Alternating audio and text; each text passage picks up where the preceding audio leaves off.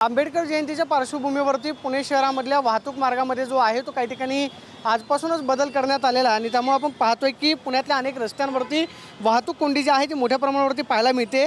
उद्या डॉक्टर बाबासाहेब आंबेडकरांची जी जयंती साजरी होते त्या पार्श्वभूमीवरती शहरामधली वाहतूक कोंडी जी आहे ती कमी व्हावी यासाठी पुणे पोलिसांनी आज जे आहे ते प्रसिद्धीपत्रक जारी करत वेगवेगळ्या मार्गांवरती जी आहे ती माहिती घेऊनच प्रवास करावा अशा पद्धतीचं आवाहन केलेलं आहे। आपण पाहतोय की पुणे पोलिसांनी बऱ्याचशा मार्गांवरची ज्या ठिकाणी मिरवणुका ज्या आहेत त्या मोठ्या प्रमाणावरती चालतात तिथली वाहतूक व्यवस्था जी आहे ती वळवण्यात आलेली आहे आणि आपण पाहतोय की रात्रीच्या वेळेस आपण जवळपास 1 तासांपासून पुणे शहरामध्ये सगळ्याच ठिकाणी वाहतूक कोंडी जी आहे ती आपल्याला पाहायला मिळते। अनेक ठिकाणी वाहनं आहेत, आपण पाहतोय की जवळपास अर्धा तास एकाच रस्त्यांवरती जे आहे ते आपल्याला पाहायला मिळत आहे।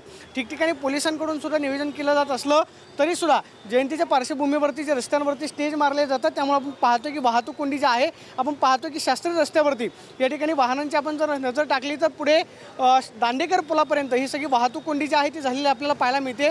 उद्या आंबेडकर जयंतीच्या पार्श्वभूमीवरती ही सगळी वाहतूक व्यवस्था जी आहे ती पुणे पोलिसांकडून जरी करण्यात येत असली तरीसुद्धा आपण पाहतोय की पूर्वसंध्येलाच संपूर्ण शहरामध्ये ठिकठिकाणी रस्त्यांवरती टिळक रस्त्यांवरती सुद्धा तीच परिस्थिती आहे आणि आपण पाहतोय की शास्त्री रस्त्यावरती ही वाहतूक कोंडी जी आहे ती झालेली आपल्याला पाहायला मिळते।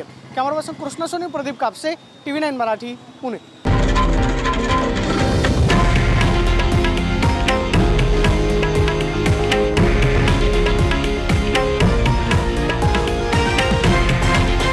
हे आहे देशातील नंबर 1 न्यूज नेटवर्क आणि आपण पाहत आहात TV9 मराठी, एकमेव।